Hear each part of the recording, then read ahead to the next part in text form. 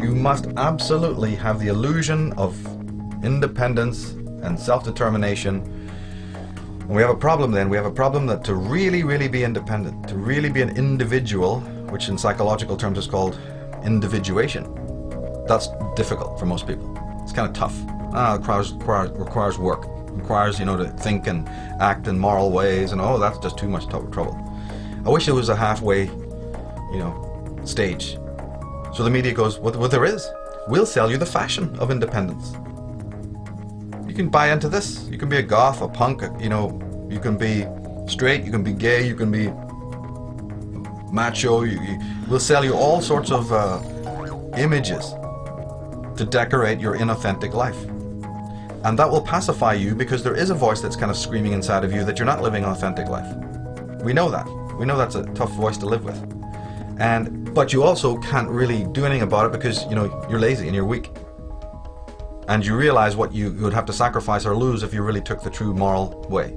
The way of selfhood and the way of finding out who and what you are. We know that's difficult for you. So what we'll do is we'll manifest a bunch of simulacras. We have a whole industry creating false personas. But if you buy into that, and it's very easy to do that. I mean, it's just a matter of going down to the hairdresser and coloring your hair pink and wearing a couple of earrings and getting a few tattoos and, you know, having a big t-shirt with anarchy written on it. But you're the last person who even understands what true freedom and anarchy is. But don't worry about that. You know, well, the world is full of those kinds of people, isn't it? But do you see it as being any more free? If that was ever going to solve the world's problems, what happened in the 1960s when everybody was free, quote unquote? Where's the love now? Did it stop wars? Did it stop evil men ruling the world? Did it stop genocide? Did it stop the mutilation of animals and abattoirs? I mean, tell me what one thing that the hippie movement or the punk movement of the 1970s achieved. Well, I'll tell you what they achieved. The leaders of the punk movement are living like pashas and maharajas in $1 million houses over there in Bel Air and also in Los Angeles. You know, Billy Idol has a fleet of Harley Davidsons. That's what happened. You know, that's what happened. But they're wearing a hammer and sickle. We're for the people, peace and love, CND, all that shit. You know, utter nonsense. Utter nonsense. Maybe the man from within who's completely incognito, who's working within the system, you know, suit and tie, you know, would never you'd pass them by on the street. Maybe those people will do more damage to the evil status quo than all those hordes screaming for reform, you know. Because it's not just a mass of people label reading, running away into these inauthentic models. It's a small group of educated people, dedicated, passionate, absolutely zero tolerance for the lie, who are from all walks of life, who have spiritually, most importantly, that they are spiritually adept, that they understand what knowledge is. They have reverence for knowledge. They're not just trying to gain knowledge. Any idiot can do that. Gaining knowledge, well, God, the schools are full of it. No. It's a matter of loving knowledge. That's a big difference. Loving knowledge, understanding what knowledge is a whole different thing than gaining knowledge. So there's these fine lines in all of this, very fine lines. And if the knowledge has to be empowering and changing you first, how can you do anything to change another world? Or maybe you don't even have the right. Maybe we're on the complete wrong subject matter altogether. How does anyone even think that they have a right to involve themselves in the life or the lifestyle of anyone else? If you really think about that, you'll find it's pretty preposterous. But at the same time, you do have the right to fix your own life. That, at least, we know is an absolute. You have the absolute right to work on your life. You have the right to make any of the choices that you want to make. So then my work sort of really focuses on that and doesn't stray from that. If it is true that the Illuminati, the child molesting priests, the Templars, and all of these people, what would we think if it is proven or found out that each and every one of these people has the perfect right to do what they are doing, and that you in fact have really no right to tell them or anyone else what to do? What happens if that turns out to be the spiritual law, and that the only thing that you have the right to do is to change your own life regardless of what anybody else is doing? Well, then we have a problem, because the whole world is running around doing exactly the opposite. Everyone's running around fixing all of these other people and waving placards and getting reforms and getting to change this and do that, or we'll lock you up, and society will go through these cycles in which you have a little bit of good, a little bit of bad, a little bit of dark, a little bit of light. And yet the real work is about you taking care of your own house, your own garden. And if everybody did that, unseen forces would come to aid. Man would, like Vernon Howard said, we can accept that God can become man to save man, but we can't accept that man can become God to save himself. It's one of the most powerful statements I've ever heard. And so what is that dependency in human beings that makes them refute that? We know that everyone listening to the sound of my voice is going to refute that. No, it's Jesus who's meant to do it. Muhammad, Allah, what are you talking? Oh, that's all that humanist stuff. Man being his own God. Oh, satanic evil. So we already know that, that's not a common held theory. But wait a minute. What then is the motive that makes people refute that statement? Before we get into what they're into, you're a Christian. Why would you feel motivated to not accept that man is his own savior?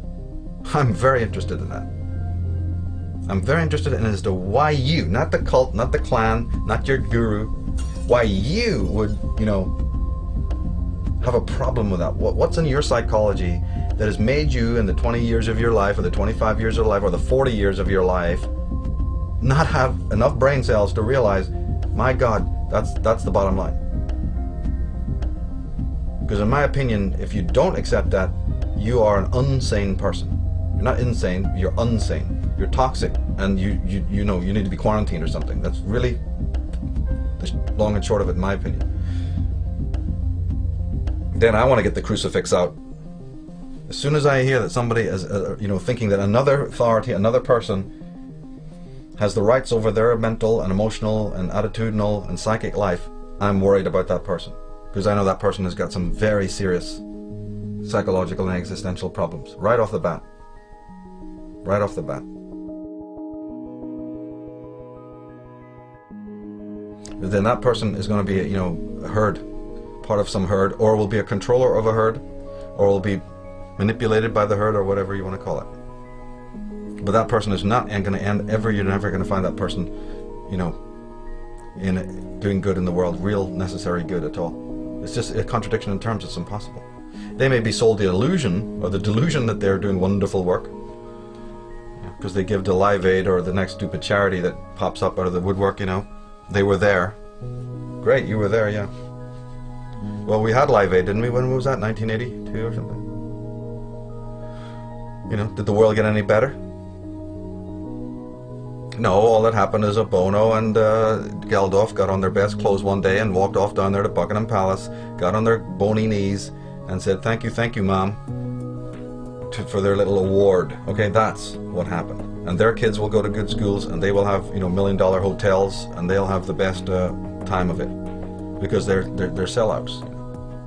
They're people who sold out, or were already working for this cult of Dionysus, people's champions, in order to lead you away, just like in the Monty Python Meaning of Life. Follow Andre, the waiter.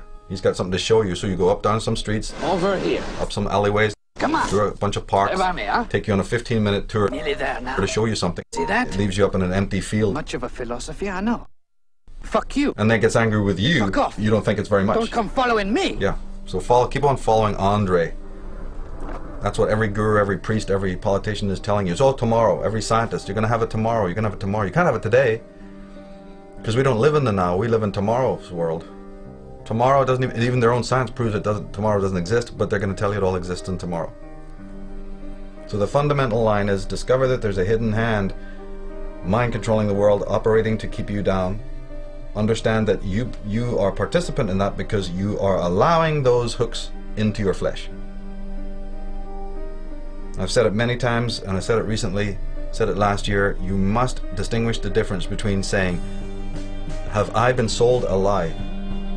And the difference between, yeah, but have I bought a lie? Because there's all the difference in the world attitudinally between those two statements. You are being sold a lie. But that's the perfect right of that salesman to sell you a lie. The universal force doesn't care about that. Universal force's judgment, field is not really operating on that frequency at all. The judgment field, the whole spiritual ball of wax begins based on whether or not you bought that lie. That's the clause, that's the nuance, that's the difference. It's a no different a rule than anything that applies when you're shopping downtown. I can't even think of how it would be different. You know, this person prefers Gucci over, you know, Versace. This person likes the Levi's over Wrangler. They have the right to sell you whatever they feel like. They have the right to even believe what they feel like. You know, somebody likes cappuccino, somebody else likes what? Latte, mocha, right? Choice must be there. The decision is yours. But where the real moral component comes in is what you bought and what you put your energy into and what you gave in exchange for what you bought. And if man is not in inner harmony or tuned correctly, he's going to create chaotic noise. If a guitar isn't tuned properly, don't expect it to play well. It's going to be in discord and it will create chaotic sounds. So the bottom line comes in is about how are you tuned? How are you tuning your inner instrument, your consciousness? As I said, the alternative to that is to not tune it, but then hang out with a whole symphony of likewise untuned people. So you can all believe you're cool. In fact, you can say, no, this is a radical new form of avant-garde music we're playing here. It's real hip, it's real cool. All this chaos. In fact, this chaos is really true. This chaos is the ultimate form of music. But that's just you know, mind controlling yourself into believing that your chaos is order. And unfortunately, there are very toxic people in the world who don't like order. They want chaos because they feel good in that chaos, and you're providing it for them.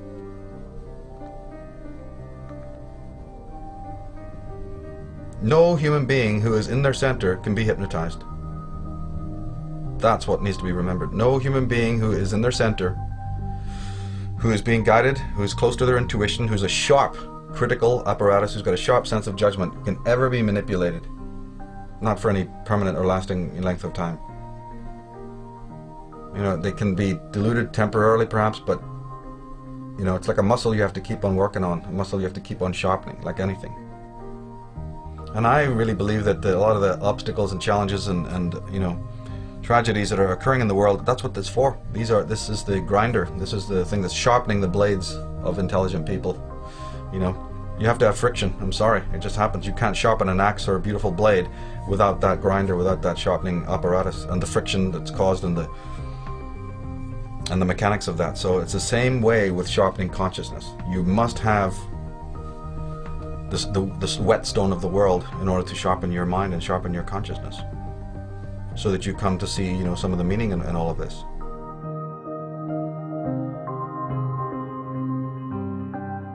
And it's ultimately a discovery of your own self. It's not about a discovery of society or other people. All of it is a discovery of who and what you are, ultimately.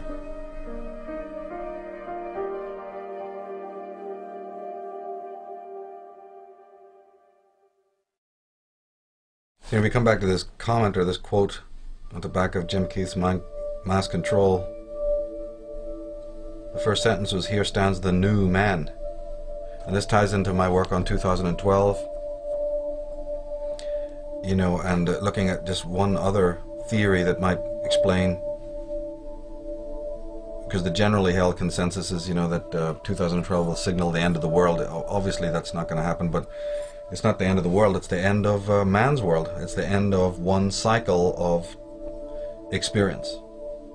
This is what I keep emphasizing, you know, it's that it's lunatic to think you can ever negatively affect nature or time or even the planet Earth to that extent. But what you can change is your own lifestyle, the lifestyle you've grown accustomed to politically, economically, religiously, psychologically, you see. From an astrological point of view, and if you tie in astrology with psychology, you get this concept about the death of the ego, that the ego of man's inner light, his inner sun, is finite. It has a finite life cycle, as a matter of fact. This is very much brought out in the Vedas, but it's also brought out in astrology with the 12 houses of the zodiac representing the 12 cycles, the 12 seasons of consciousness. Well, we happen to be in the very last degrees of the last sign of the zodiac, opening a whole, you know, subject connecting to the mortality, fatality of the ego itself. And that could this cycle be either the beginning or the ending cycle of this one phase of ego life. Doesn't mean that another type of ego life won't manifest tomorrow,